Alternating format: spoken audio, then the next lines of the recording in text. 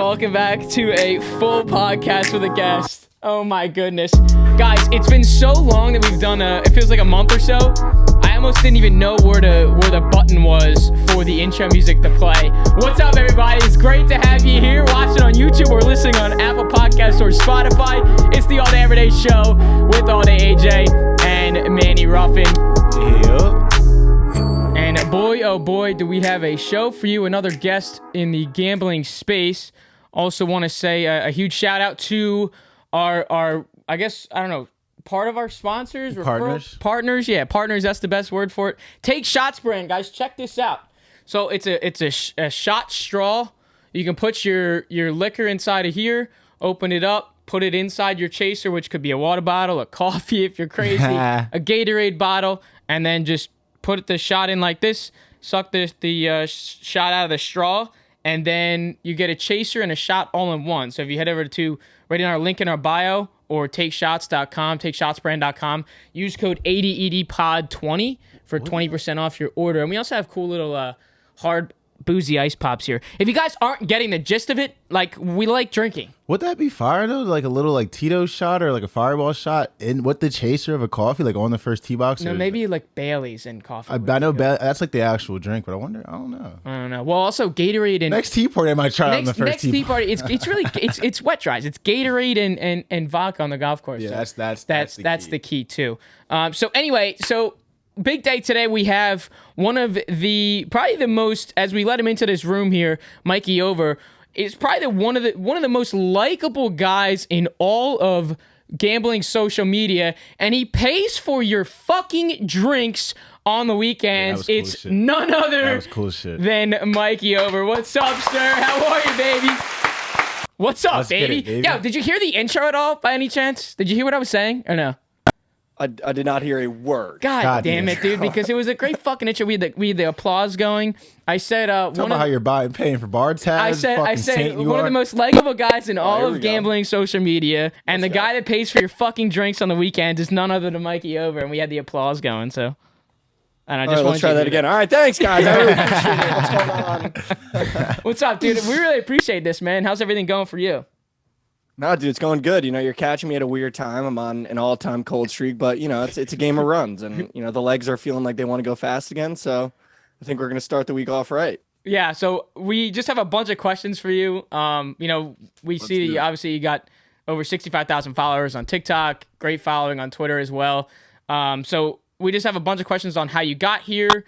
Maybe some things on later on, and for our I guess, you know, watchers and listeners on the paid side of betting in terms of paying for picks. It's always a great conversation, so I'm very excited to get to that part of it. But let's just start with where, you know, if you have a first betting story on how you got into betting, maybe it was a team that hit, a player that hit, or some, you know, family member, friend that got you into betting. Where did all this begin for you? Yeah, so I went to Providence College, and you know, FanDuel got legalized my senior year of college, and I'll never forget it. Like, my first time ever betting, I put in a parlay of, it was the Knicks plus I think 5 and maybe the like Raptors -3 or something, and the Raptors -3 like smacked, and I was like, holy shit, like I'm literally about to pay for like my drinks, because we were at a bar. It was like a Tuesday. We were playing pool. We would get like pitchers, and I was like, yeah, I'm about to literally cover our tab. Like, I threw like $100 in this. Like, the Knicks are up 6, and it was going into the fourth quarter, and I had them at +5, I think it was. And fucking Frank and Tilakina just decided in the fourth quarter to try to become an offensive masterclass and just like sold the bag.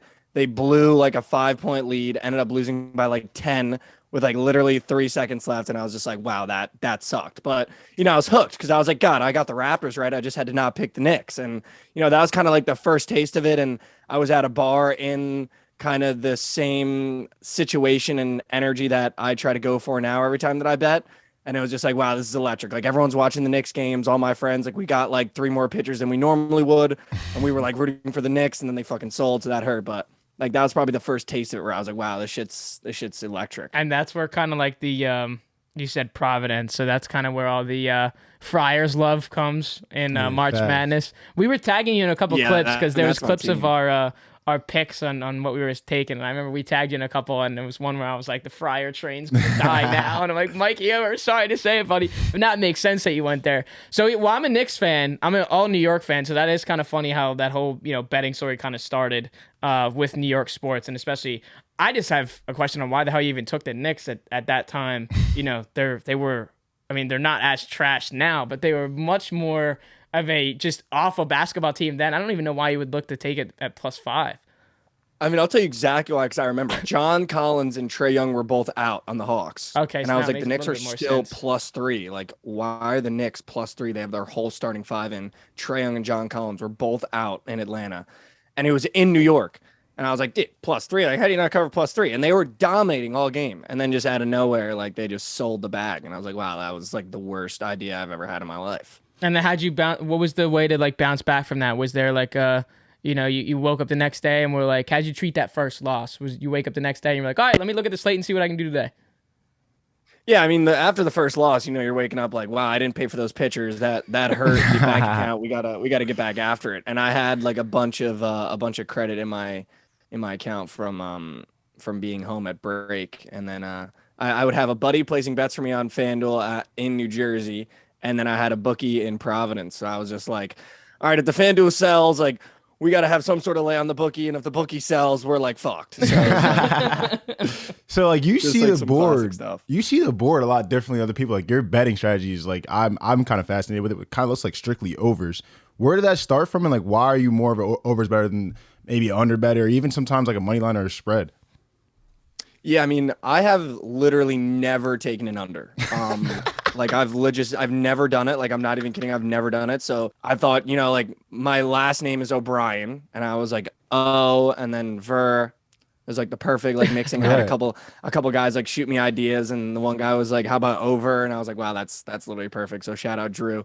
But yeah, I mean, in terms of a strategy, it's just I do a lot of research and I put a lot of time in for sure. But it's also I want to watch these games, right? And I want there to be more excitement. And I think that's why I loved sports betting, because when you asked me, why would I bet on the Knicks? I knew they were going to have the Knicks game on. For some reason, this little shitty bar in Providence that would be at the end of our street always had the Knicks games on. Every time we'd go, we'd be like, dude, why do they have the fucking Knicks game on? Like, they're playing Sacramento. Right. That does make it more fun, though, to watch it. 100%. Yeah, I mean, that's the point, right? It adds a little bit more skin on the game where you go, okay, I'm watching a Knicks-Kings game. Now I'm, like, invested. And I never want to root for, like, guys to do bad. So I root for the over because I want them to nail that three. Like I don't want to be sitting there being like, oh my God, please miss. Like, I don't think that's fun. So, I try to pick and choose the games that are going to go over, and especially player props too. I take the overs too. So it's like, I'd rather have fun watching it and root for them than be rooting against them, Well, so talk a little bit too about, obviously you have different style of betting, like Manny said, but talk a little bit about like how the MLS comes into the play here, how PLL comes into play here. I mean, you're obviously it's baseball season, so it's a little bit on the drier side, but where does that even come into the slate for you and making content on, things that kind of differ you from most of these other, I guess, betting personalities where they're not really taking MLS, they're certainly not taking fucking PLL. So where does that all come into play? Yeah, I mean, to be totally honest with you, I mean, I played soccer my whole life. That was like my one sport that like I played all through high school, all that jazz. Played a little bit in college too. And it was August 2nd is when we're recording. The weekend prior to this, I had Friday and Saturday 2 parlays sell in the 9th inning. And I was like, dude, I literally I can't do baseball anymore. And for some reason, I just have a great read on the MLS. Like I literally just can't miss. Like I have guys DMing me all the time about like my MLS plays. And then the PLL, I played lacrosse too. And to be totally honest, it's just on the weekends, I'm trying to find something else to bet on. Like I'm trying, because I just can't do baseball. I don't think it's fun to watch. I don't think it's fun to bet. And like the PLL, if you watch like a couple games, like that shit's exciting. But I can't put in like a pay for your drinks parlay because not every book has it. But to be totally honest with you, that's just like my degenerate self being like, I can't bet on baseball this weekend. What else can I bet on? Well, I see like the overs in those PLL games too. So obviously you're still sticking to your damn roots of what the over is. So and they soar over. Well, and that's why, I'd say that's why I kind of brought it there, because of where the baseball comes in. Because like you'll see, your Braves -1.5, your Phillies money line, your Astros money line. But are you ever, to your point of like watching those games, are you ever able to like sit down and actually watch a baseball game if you're not at the stadium? So that's different. Like people, this creates a great argument where it's like, oh, I'll go to the game, maybe I'll watch, I'll get my peanuts, I'll get my beer, I'll get my whatever. But if I'm at home, I'm not just gonna turn on the Phillies and watch the game. That's personally not me. I'm just saying in general, that's where the argument stems from. Yeah, no, 100%. I totally see that. I think my friends and I have this debate all the time. And I have a strong opinion that top 2 things to do live is baseball because of the energy. I don't think I watch a baseball game even when I'm there live. I just like the fact that I can go there, get hammered for like 4 to 5 hours, talk to like my buddies, and like secondary, there's a baseball game going on. So like if I want to look over, I'm like, oh shit, like Bryce Harper's about to go up to bat. And then it's back to just like drilling beers and like doing whatever with my buddies. But Exactly. no, I mean, to be totally honest with you, I started the season. I was like coming off of college basketball where I would watch every game, just get like so into it. And I was like, you know what? I'm going to watch a couple baseball games. And every time I watched, I would lose. So I actually, every single baseball bet that I place, I have never watched a second of the game. So it's a little bit of I forget what that word is, of a superstition a little bit. Yeah. And then also, I think baseball is so fucking boring on the TV. I just have no time Does for that it. But differ? a lot of it is that superstition where I'm like, dude, I can't watch the game. Does that differ from MLS? Like, are you like? I remember it was that parlay that I had DM'd you a couple weeks ago that my brother hit that tailed your pay the drinks one, and the Union had scored 2 late in the game, that PK to go up 2-0 late. Did you watch that game? Are you watching those games, or is this different where it's kind of like, oh, I'm out checking with my friends too. I don't need to watch the game. I put on that parlay. Yeah, no, the Union game I watched, like, won the game. I was like, oh shit. It's like MLS and PLL I'll watch because like that shit is like exciting. But I mean, other than that, like I can't watch the baseball. I can't. So I have guys like DM me all the time during the games, like, dude, I can't believe that guy just did that, and I gotta like what go are you to talking ESPN. about? Yeah, dude, I gotta like go to ESPN and be like, oh shit, the play-by-play. But I'm helping them by not watching because every time I watched, I'd get my ass taken. So I was like, all right, like fuck that. Like I'm not watching these games anymore. So you have like a wide range of sports you bet on. If you had to rank your top 5, what would it be? Wow, Are you saying bet on it or To watch? bet on, just to bet on. Bet on, top okay. 5 to bet on. Just to bet on. Because that's different. That's Wow. way different. Oh, that's a great question. I've never been asked that before. You know what's crazy though? Like, there's a couple sports up there that you're gonna be like, what the hell is he talking about? That's exactly why. Obviously, I I'm gonna go college basketball first Straight for pick. sure. You know, I think just this last year, it was my first year really trying to do this content thing, and it being the sport that kind of blew me up a little bit, especially with like my Friars having a great year. I also think there's just no better sport to watch and bet on at the same time. I just think it's like all around great. Dude, number 2, I'm going to be totally honest with you, just because I have such great memories with it, is Russian ping pong. Like, I don't know if you guys have ever done that. No, not at all. I knew that shit was Bro, coming. how but I many don't 3 know- o'clock in the morning degenerate plays have you thrown in on Russian ping pong? Bro, you don't even want to know, dude. But the only reason why I say that is because during COVID, that was the only thing to bet on. And that was, so when I told you my senior year, that was 2020. Dude, the second semester of my senior year, we spent at home, and I was just getting into sports betting that first semester. So I got home, and all my buddies, we had FanDuel. We get on FaceTime every night because classes are online. Shit was like a joke. Right. We'd be like, yo, you can bet on Russian table tennis and watch the stream. So we'd stay up till like 6 a.m. just ripping live bets, like throwing like 8-leg parlays of these guys playing table tennis and then watching it like together while just getting like hammered over the phone. So like that was like, I don't think I'll ever beat that. Like that shit is still so funny. I still have a group chat that's strictly dedicated to table tennis where like at midnight or 1 a.m. every night, you'll get like 3 parlays thrown in, just like, all right, boys, just to feel. And you'll be like, oh shit, all right, let's go. Just to feel again. Oh, that's great. So there's top 2 right there. You got college basketball, Russian ping pong. Let's go to 3. I'm gonna go NFL. You know, I think the NFL is just really exciting. Then probably college football. I feel like any kind of football is just great. And then number 5 is tough, right? Because I want to say soccer. I had a great time betting on the hot dog eating contest. I thought that was like over on Joey Chestnut. That's not happening frequently enough to be like, oh, that's top 5. So, you know, I'd probably go something along the lines of maybe like the NBA. If the NBA is okay. If it's like playoff or championship NBA, like regular season NBA is ass though.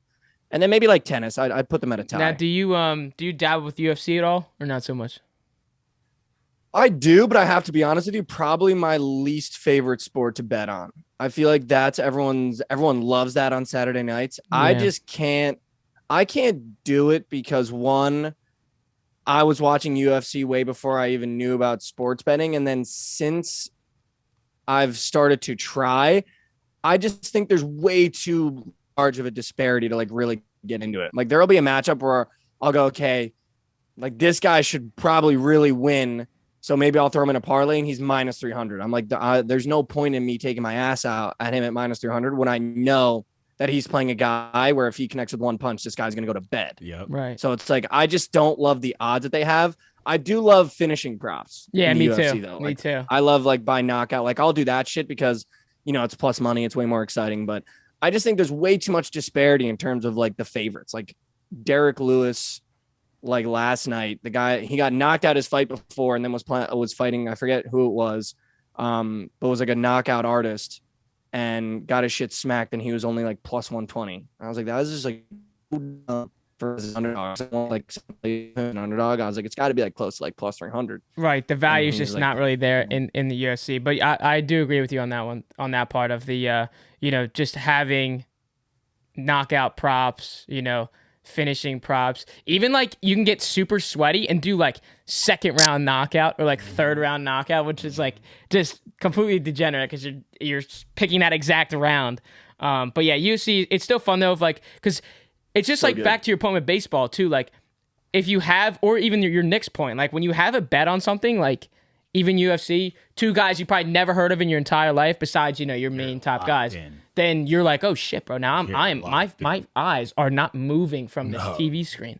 But okay. Dude, and I'll say to that as well, not to interrupt you, but there's like a couple cards a year where my friends and I will all get together and we will bet on every single fight starting at the prelims, and we'll get like 230 racks and we'll just get like obliterated. And by the time we're at the main fight, it's like second round knockout between the second and third minute at exactly 2:30. His shit's going on and you're just dark. Like you don't even know what's going on at that point, but that's like a great time. I think everyone should do that at least once in their life with their friends. Get like a couple 30s and you only bet singular fights as it goes on, starting at the prelims, and you're betting on like, it's almost like 11 fights, but it gets weird because you'll be like, dude, I'm taking the Brazilian because he's just Brazilian. He's got to be the jiu-jitsu is like crazy. You'll be like, holy shit. Yeah, literally. Yeah, exactly. All right. So let's keep it back to more about yourself. So how do you kind of differ yourself from the other accounts that might be similar to you, whether this be on Twitter, but mainly on TikTok? And then I definitely want to talk about those videos that you have of the body zooms and then this, that, and the other. You got to give some tips to at least us to know how the fuck to do that, bro.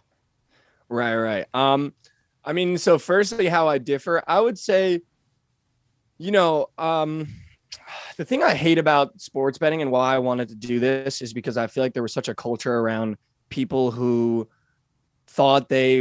who do it as a job. Like, if I don't win this, like I can't pay for my rent, and like guys like that are greasy, sweaty, have a paid Discord, like pay for my picks, whatever. And I just hated that because I was like, there's you guys on that couch right now, like me in this room right here. You guys aren't any better at sports betting than I am. I guarantee you. Mm-hmm. We can do the same amount of research. I can send you everything that I look at. And at the end of the day, we're both going to be close to 50-50. That's just the reality of it, right? Like even the best guys in the business, except Megan making money. She is like unreal. I don't know how she does it. So like shout out Megan making money, but she is like so unbelievably sharp. I'll sometimes just like check to see what she's taking.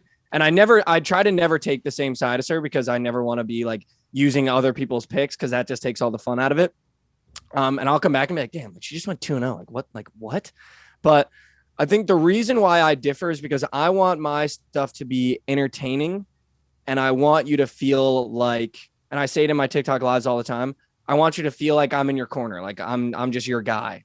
Like instead of checking your group chat, you're like, all right, I got to check TikTok to see what Mikey's on. And I want you to be entertained. I want you to laugh. Like I want you to check back. Honestly, I want you to shit on me in the comments when the shit sells. Like you should see my comments right now. I'm on like a cold streak. So the comments are just like brutal, but I find the most joy out of those comments. I think they're so funny. Like guys will be like, there goes Mikey taking another L. Like when is this guy ever going to hit?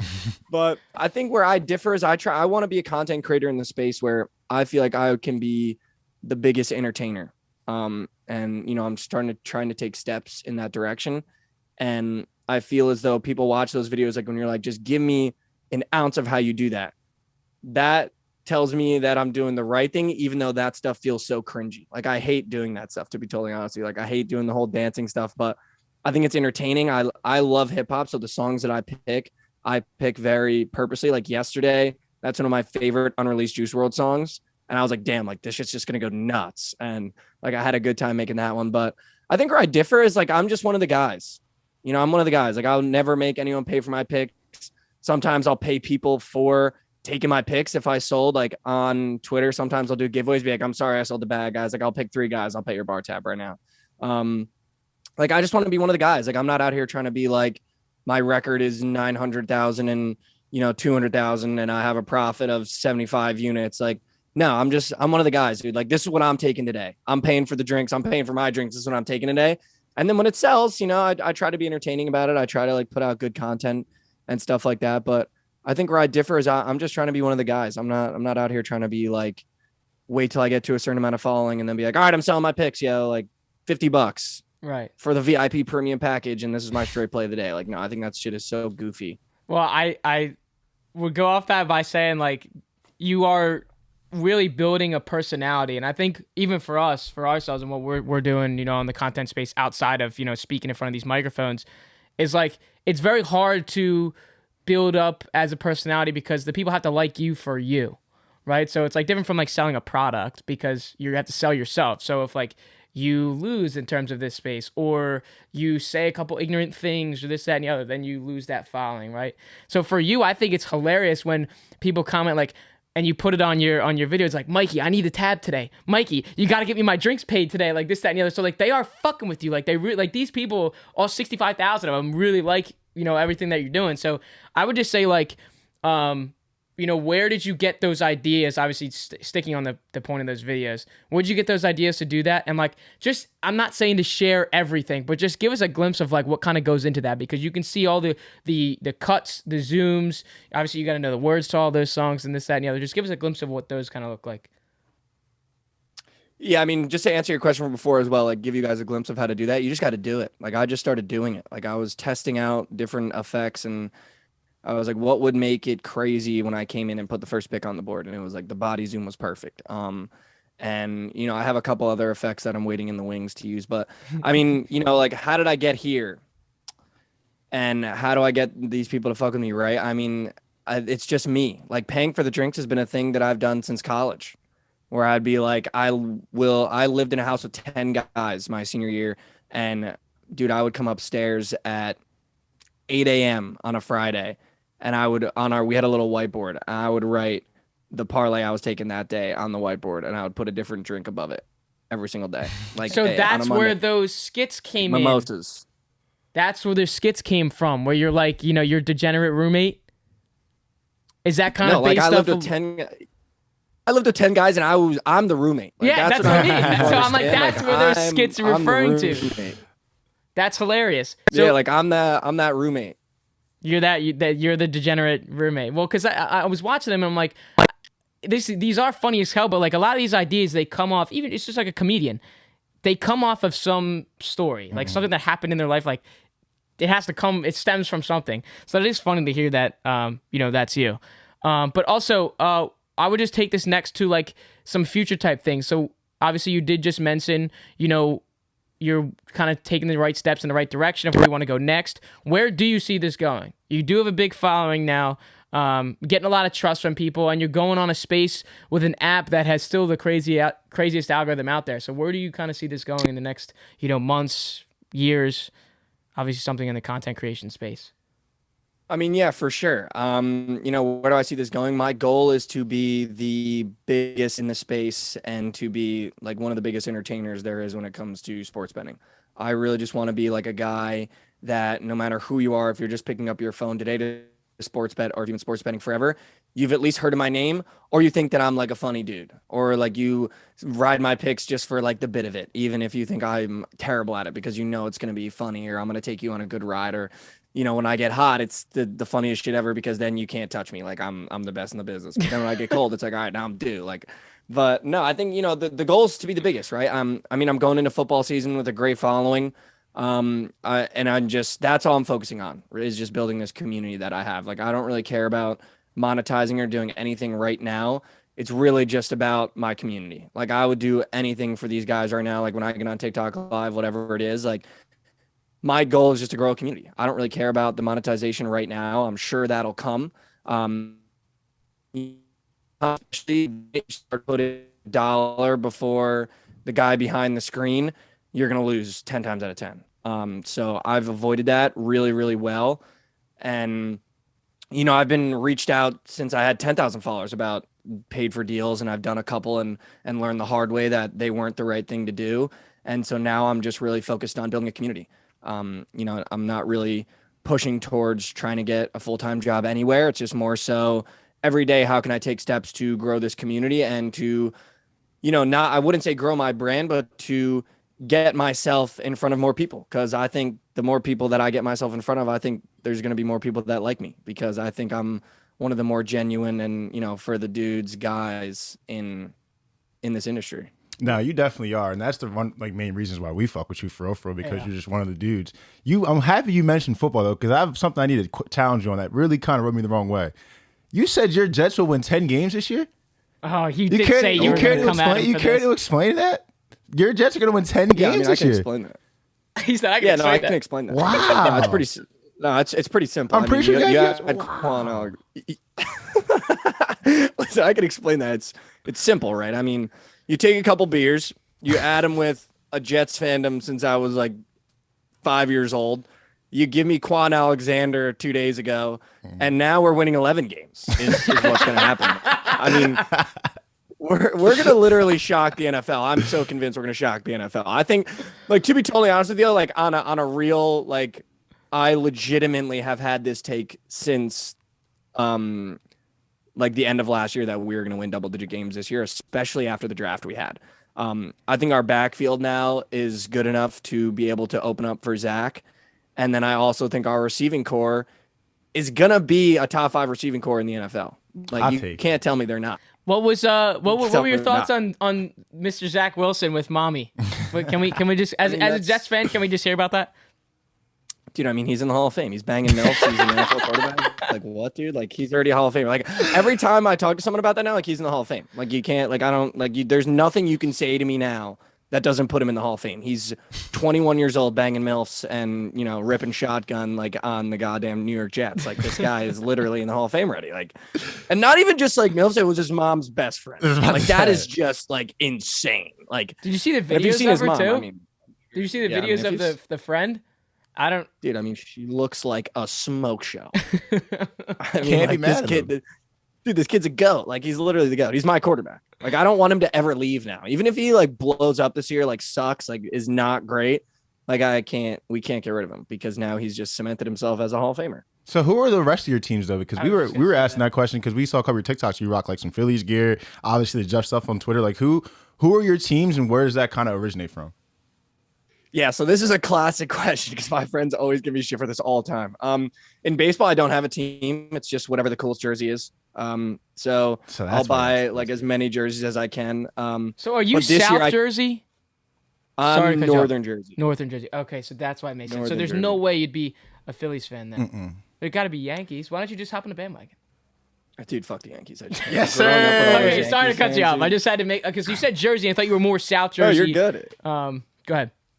It's a conversation. We can have a conversation. No, but I mean, listen, the Yankees. No, I grew up with too many Yankees fans, and I was a Mets fan when I was little because of Jose Reyes. And then, you know, I really tried to get into baseball, and then I was like, I just can't do this. So I'm not going to do it. So it's just jerseys. This year I claimed the Rays as my team because I knew the Mets were going to be good. This is classic. If you went on to one of my videos, I forget which one, or maybe it was a tweet, I was like, I'm claiming the Rays here, even for the Mets fans, because whatever baseball team I root for will suck. The Rays came in like unanimous. They were going to win the division, like probably go to the series, and they have just been ass cheeks. Like there is no shot they're winning the series. Yeah. So I claimed the Rays this year. Sorry, Rays fans. And then college football, as you guys know, there's a series going on. I'm still trying to pick my team. The NFL is the Jets. Soccer's Liverpool since I was really little. Sir. Yeah, I've been a Reds He's a fan. big soccer guy. I'm not really a big soccer guy. Baby. You see big Darwin Nunez out there getting his goal. Holland didn't get his goal. Darwin Nunez got his goal. Attaboy. Dude, and I've been getting, and I got so many text messages, bro, about Darwin Nunez being like, there's a reason why all the other top clubs didn't touch him. You guys paid way too much. Then he goes out and buckets like 4 in his first appearance. Like, dude, literally blow me. Kid's gonna be nuts, bro. But Liverpool, I've been a Reds fan since I was real little. And then the NBA. So this is a classic story. I'll give you this guy's story. I don't think I've told this story on any podcast yet. But grew up a New Jersey Nets fan. Like that was the first pro game I ever went to. It was a New Jersey Nets game with Vince Carter, Richard Jefferson, and Jason Kidd. Ew. They were playing the Atlanta Hawks when they had like Josh Childress, dude. And I was just like, this is it. Like I got a Vince Carter jersey. I got a little basketball. Like I was like lit. Like I was like, the Nets are fucking sick. Like I love basketball. Got into basketball. My favorite player became Allen Iverson very quickly, but got season tickets to the Nets games. And we got really fortunate that we were able to get tickets with a bunch of families right at the end of the bench on the baseline. So we had a bunch of families pool and we got like these sick tickets. Everyone got like a certain amount of games. And it was the Darren Williams era. So it was in the Prudential Center. And, you know, Marshawn Brooks was on the team. He was a Providence grad, so like Big East. And I was a huge Darren Williams. He's the best guy on the team. And I was just like enamored by him every time he played. Like I was like, oh, he's going to go off for 30 tonight. He's going to go off for 20 tonight. And he was coming off the floor. And it was one of our games. So I was there and it was real early in the season. And I was literally at the front of our seats. So where my knees were probably 3 feet was the guy at the end of the bench. So we got like nut seats. Like they were crazy, but they were also cheap because the Nets fucking sucked. And he's coming off the floor. And I was so excited to say something to him, like so amped, that I said, here you go, Duran. I don't know why that happened, but it just came out. Like I didn't say his name correctly. I knew how to pronounce his name and it didn't come out correctly. I was just so excited. I was real small. I was probably like middle school. Really excited. The blood was going. I was like, way to go, Duran. Like good. Like let's get back after. Cause we were down like 15.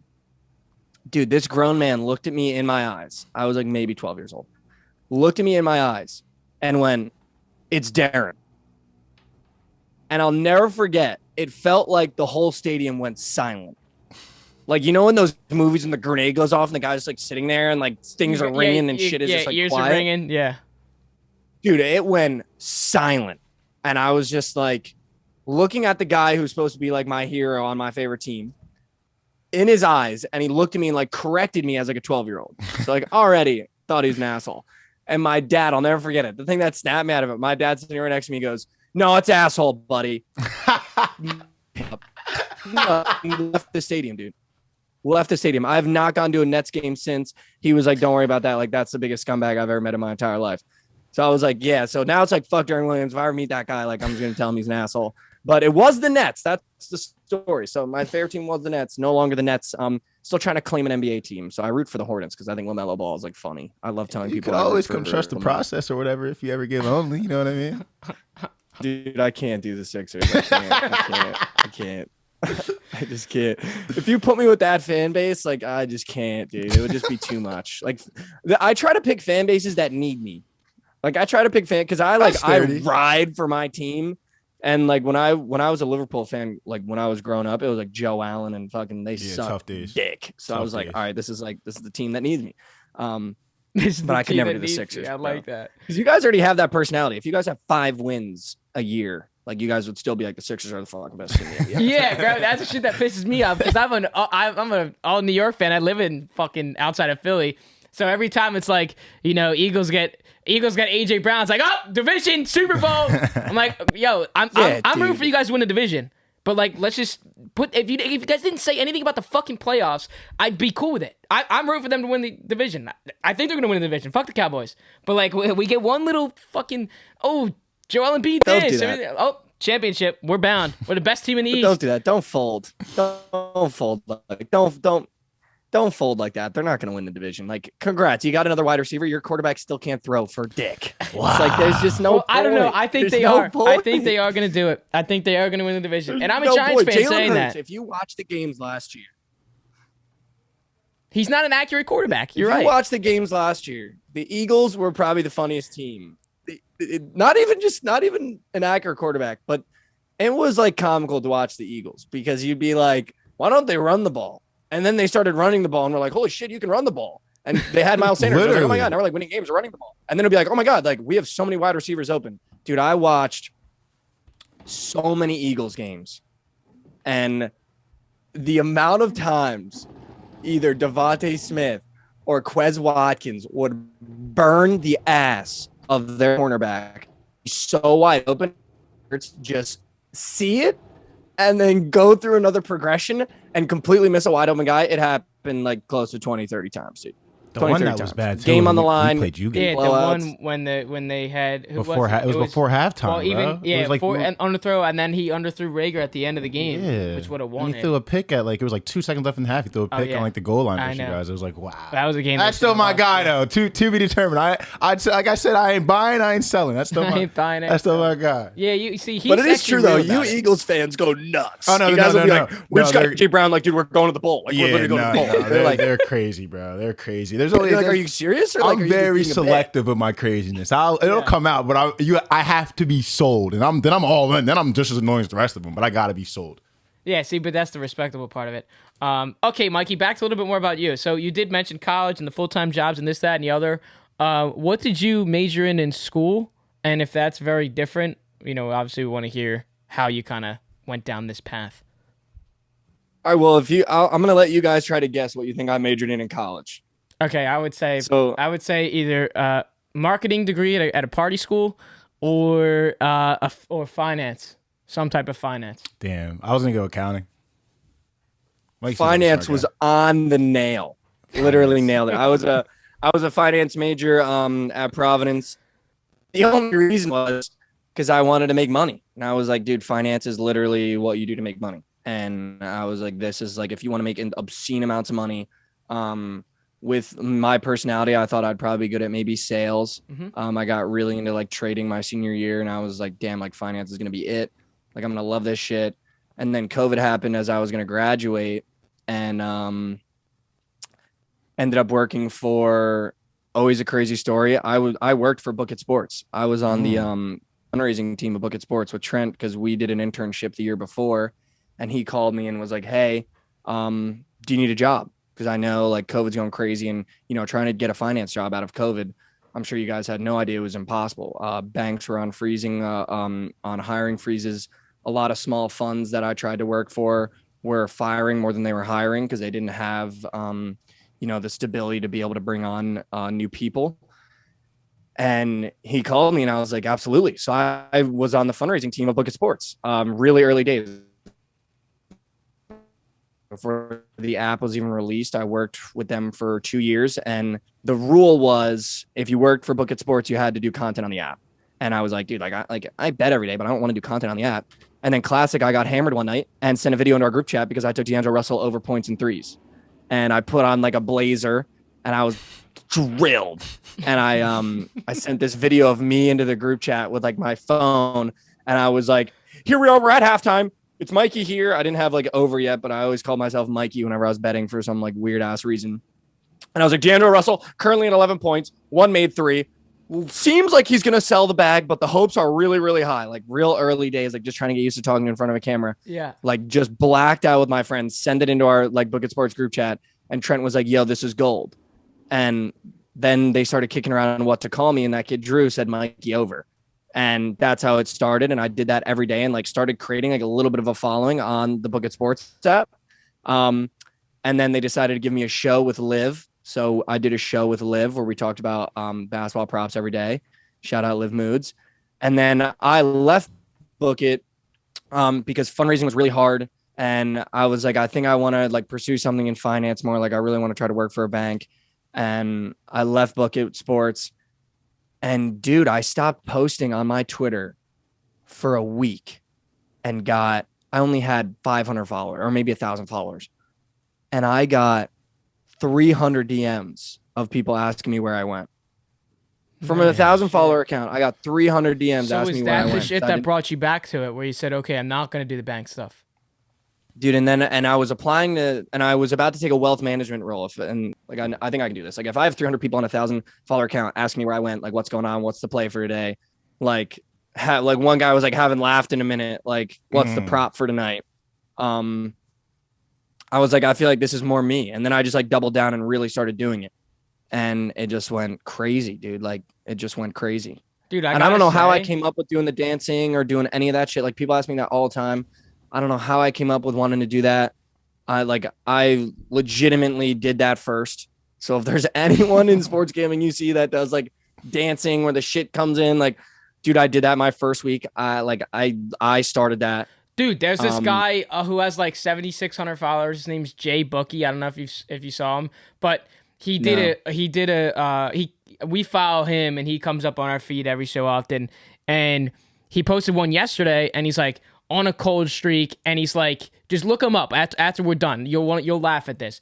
And he's like, he posted a video. He's saying this, and this. And he's like, I'm on a cold streak, channeling my inner Mikey Over with the edits to see if this helps. Like something like that where, you know, it goes right back to your point where you kind of started that first. But I also do have to say, like, that story right there about the book it story and, like, you know, doing the podcast with Liv and going in and out of deciding what you want to do. I think that's the coolest thing you said so far in this fucking podcast. Like, that's crazy. I hope you tell that story more often because I don't think, you know, we had no fucking clue that, you know, you were with Book It and then you had to decide if you wanted to do the full-time 9 to 5, but obviously everyone wants to get out of it. That's why we're all three of us are here on this podcast trying to make it in content creation. I don't know, man. So how much did being with Book It, like at the startup, help you like learn the content game and maybe like how to be more captivating when you're dealing with Trent and dealing with obviously like a legend now like Liv Moods? Like how much did that help you into what you're doing now? Yeah, I mean, dude, it was huge, right? I mean, you take everyone off that roster right now, we're all doing insanely well. Like that's the thing I say about Trent all the time is the one thing we did wrong was we picked all kids. The max age when we were all there was 25 and that was one guy. The rest of us were all 21. So I say all the time, like that was probably where we went wrong. But my God, did Trent have an eye for picking people? Because Liv Moods now works for FanDuel. One of our guys behind the scenes works for the NFL Network now. Trent's the biggest in the space. I'm starting to carve out a little name for myself. Everyone else that is on the team that stayed is now doing great, like knows exactly what they're doing. But it's like, man, he really had an eye for it. I don't think I was doing this because we realized while we were creating this application, there is no content in sports betting. And the content that there is ass. It's all these handicapper guys that do all that, pay for my picks, like $50 VIP premium, mega goat whale play. Like we used to make fun of that shit all the time. And we literally would have meetings and go, there is no content for what we were growing up, which is just a kid in college. Mm-hmm. There's no content for that. And that is the most fun sports bettor. That's the sports bettor that has the most fun. That's not relying on it to pay his rent, but pay for his drinks. That's why I always loved pay for the drinks. Like that was my thing. Like I'm not fucking paying for the rent, dude. Like this isn't how I feed my family. Like I'm paying for the drinks on a weekend because this shit's going to get nuts. And that's why I would go up in my house every day and fill out that whiteboard and be like mimosas, Vegas bombs. And it would be like 3 picks and fucking whatever the odds were. And we were like, that community is so underrepresented. And we were like, we just need to represent that. Like we need to make content that you send into your group chat. We need to make content for the kids that wake up on Friday and they're about to go to a darty, but they want to throw their picks in because they know like that's what the day lead to, or the kids that rip the online casino at night. So it was huge, man. I mean, that was probably without Not that, the I don't Baccarat. think I'm. Oh my God, dude, don't even get me started, dude. Not the live Dude, you know Baccarat. what's crazy? Like everyone that I talk to, because you know, I still have like a bunch of buddies that are still in college and shit. Like, bro, everybody knows the online casino is not where to go. Like you should never do. Like it never works. It never works. Like the online casino never works, dude. Every night you find yourself there with your buddies. Yeah, it's more so than betting. Like that one time the casino saves your ass, like you just lost the whole account and you win it all back. That one time is like, all right, well, hey, 2 times out of 10 I can save my ass, so I'm gonna go back. No cap. That literally that happened to me like a All-Star game. I nuked the whole account, lost the whole account on All-Star props and bullshit, and then We went into live dealer blackjack and just kind of dude, sent fucking it. We're live back, dealer, dude. What is it? We're back. So it keeps dude, you live going. dealer. Fuck, dude.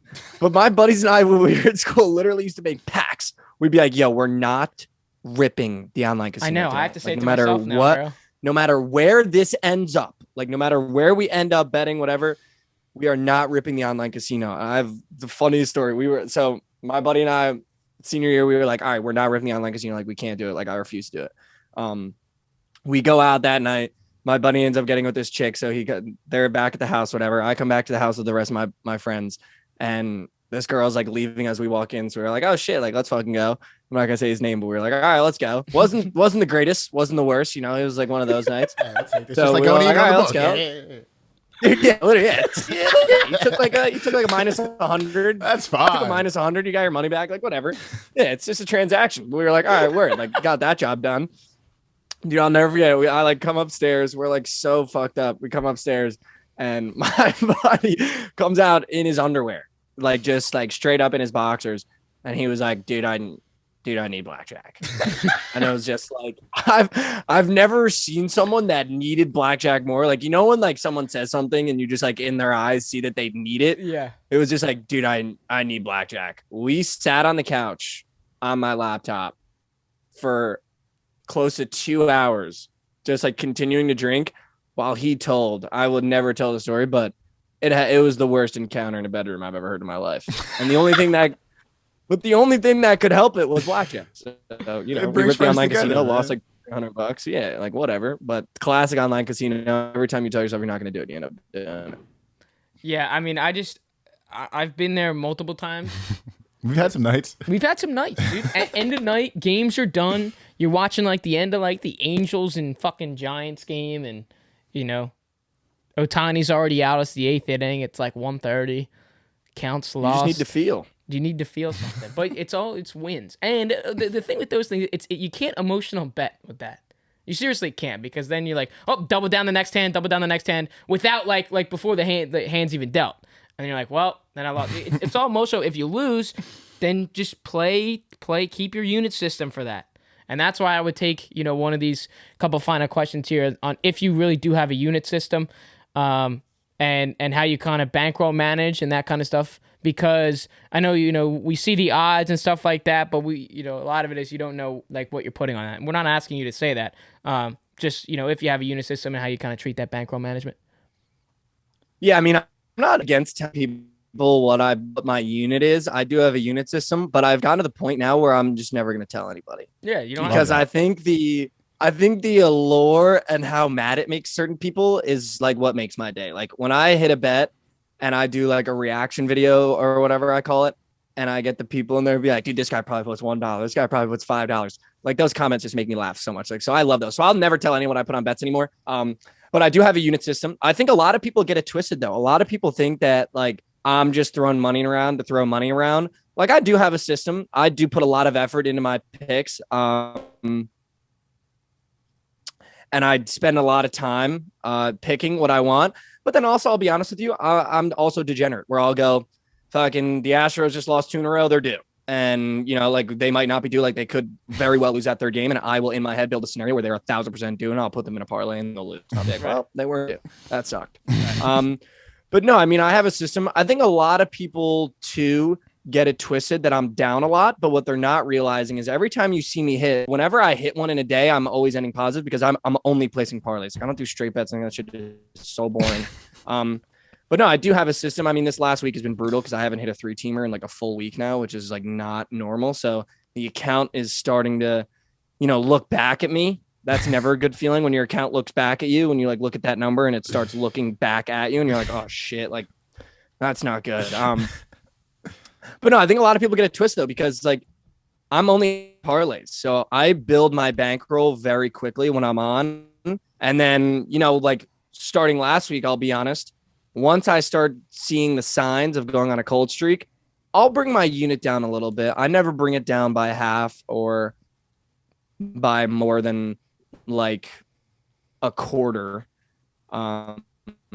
but I'll bring it down a little bit if I know I'm getting cold. But then I'm an idiot because I start the weekend and I'm like, you know what, fuck it, I'm going all in. And then it's like 2 ninth inning sell jobs and I'm worse than I was 2 days before. But I do have a system. I am a sports bettor. I take it very seriously because I know people are putting money on my picks. And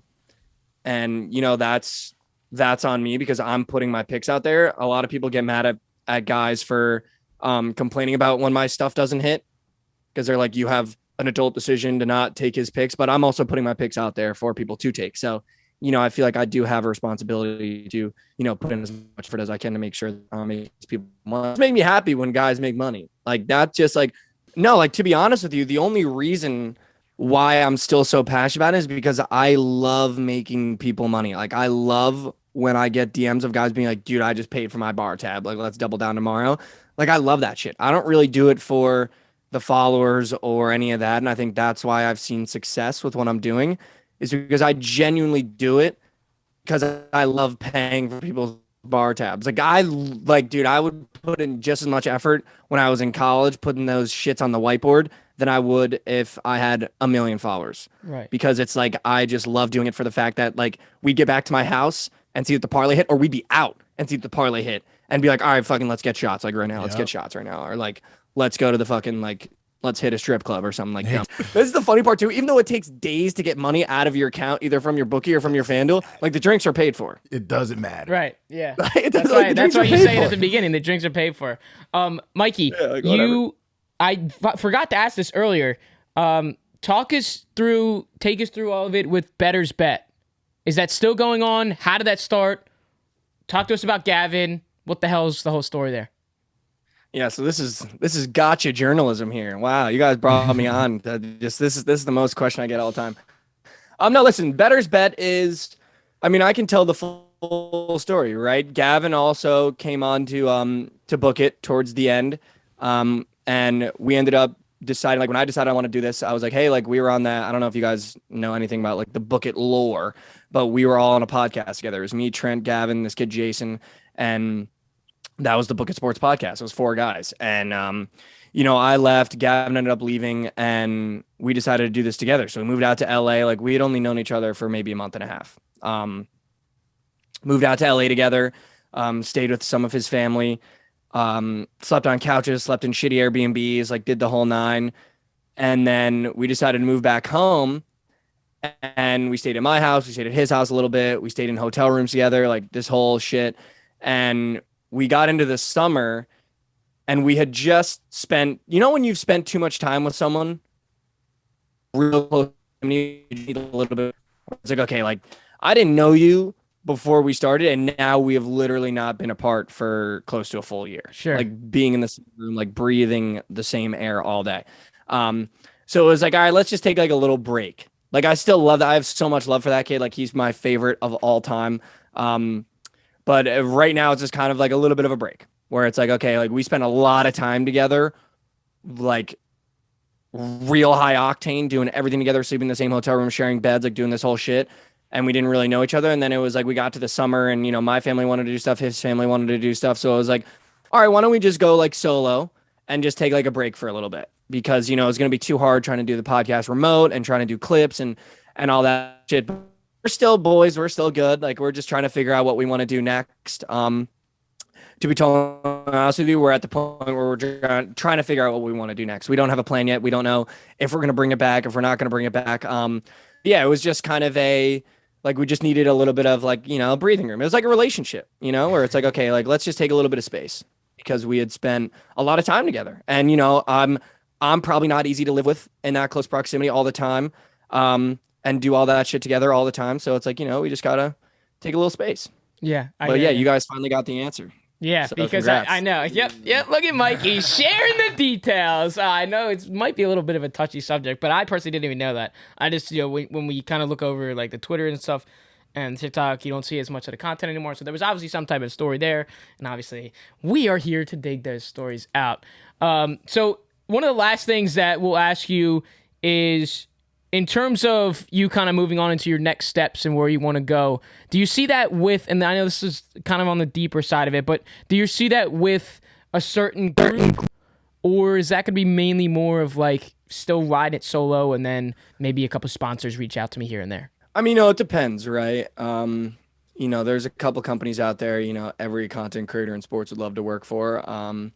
But to be totally honest with you, like I said, I'm not really focused on the hurdle that is two in front of the one I'm trying to jump over right now. And the one I'm trying to jump over right now is actually to be someone in the space. Right now, I think I have a very small niche of people that know who I am in the space, and that know of me.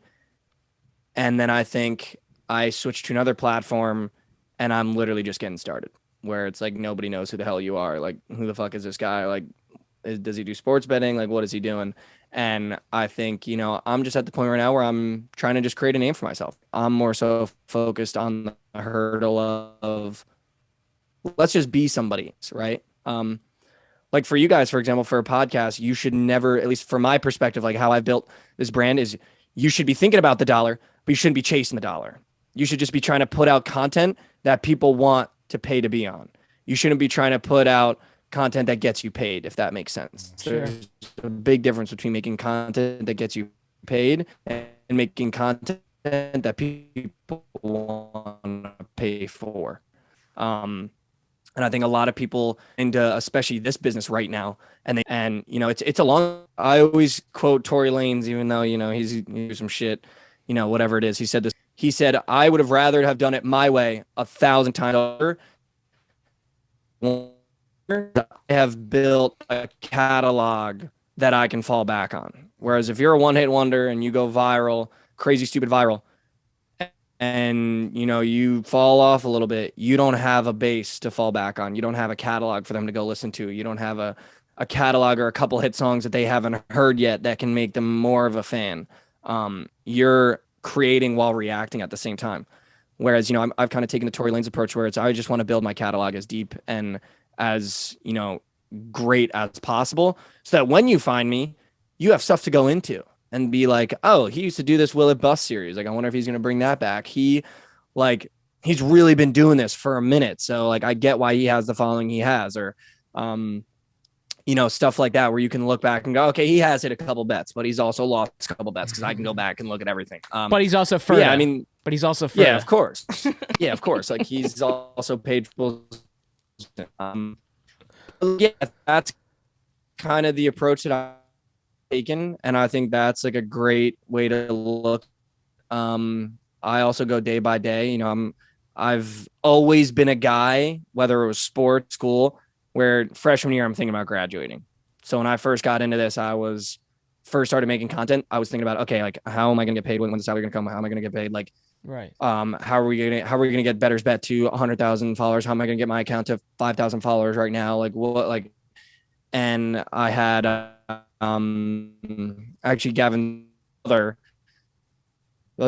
kind of like sat me down, and you need to sting down the side that you're climbing right now. So, that's something that I focus on a lot too. And it's all ceilings for making content, for sure. I mean, if you guys are in the business, you know the deal. People are going to say the worst shit possible, and you just have to be able to go, like, whatever it is, like, that guy is just real mad right now. Oh, yeah. But I'll tell you a funny story about that, and then I'll stop talking for a little bit. But I've had people come up to me and want to take photos, right? So that was a surreal experience. That's so cool. I'm at March Madness, or I'm just at a bar, and guys are like, "Yo, Mikey Over, holy shit! Like, can I take a photo?" I'm like, "Sure, man." Like, absolutely. And they talk to me for like 20 minutes. Like, dude, like, I fucking love your shit. Like, you're all over my feed, whatever. And they send me the photo. And I'll tell you this, more than 10 times has somebody sent me the photo, and the DM before that has been them calling me a loser, telling me I suck, telling me like I'm a waste of space, telling me like I'm the worst follow in the industry. And then the next DM after that is a photo.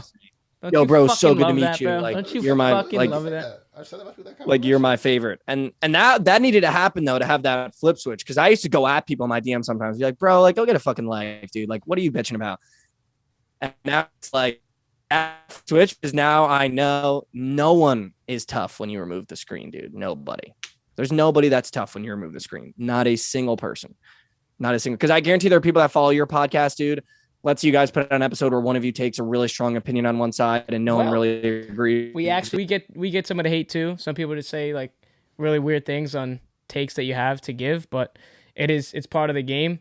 But we just want to thank you for your time today to kind of give us this rundown on your story. I think you're one of like I said at the beginning, one of the most likable guys in this space of gambling social media. And I don't know why a lot of people wouldn't want to just like follow, like you said, like be the guy, like you're the guy that you want to follow. So you said you're a North Jersey guy. We gotta do it again. We gotta have you on again. We gotta Mikey. have you on again when we can bro. add some better fucking internet stuff and connections. We can do some lives later when the football season comes around. But also, we are looking to do. I know you said you're North Jersey. We got. Fuck yeah, bro. You also said you're North Jersey, so we're looking to get up to Yankee Stadium to do a video with the Bleacher Creatures. So obviously, we'll be hitting you up for that if you're a North Jersey guy. But seriously, man, we appreciate it. Love to be able to meet you in person and come fuck around with the boys. Thank you so much. So thank you, Mikey. We'll talk to you real soon, dude. Let's do it, bro. I appreciate you guys for having me. This is great. All right, Mikey. You take care, bud. Keep hitting your bets, man, and we'll talk to you soon. Thanks, pal. Paying for bar tabs. The Saint you are. Yeah, we're gonna try. I promise you that. We're gonna try. I promise you that. Take care, Mikey. We appreciate it. All right, boys. So that was Mikey Over. Guys, really sorry about that. I don't know what the hell's going on. Steve Jobs, bro. We're gonna have to have a call with you and all this fucking bullshit. We get some bad. If you do realize as you're watching and listening that you get some internet static and cutting in and out, we apologize for that. It's part of the game. When we become big time and we make it, then we can go fly to these locations and meet these people in person. But we're obviously not there yet. So, but we appreciate you guys tuning in for this episode of Mikey Over. More gambling guys to come, more gambling girls to come, much more content coming on the way. If you guys want to follow us on our social media platforms, at 8080 Podcast on Twitter, at 8080 Pod on Instagram. The TikTok is the name of the show, the All Day Everyday Show. I know it's been a while for podcasts and this and that. We're going to get back to segments so you guys can start hearing our voices again. You've been listening to the All Day Everyday Show with All Day AJ and Manny Ruffin. My name is Alex Jacobs, but you can call me All Day AJ. Thanks, Mikey Over. You're the best, and hopefully the internet's better next time, guys. Appreciate you guys. Talk to you soon.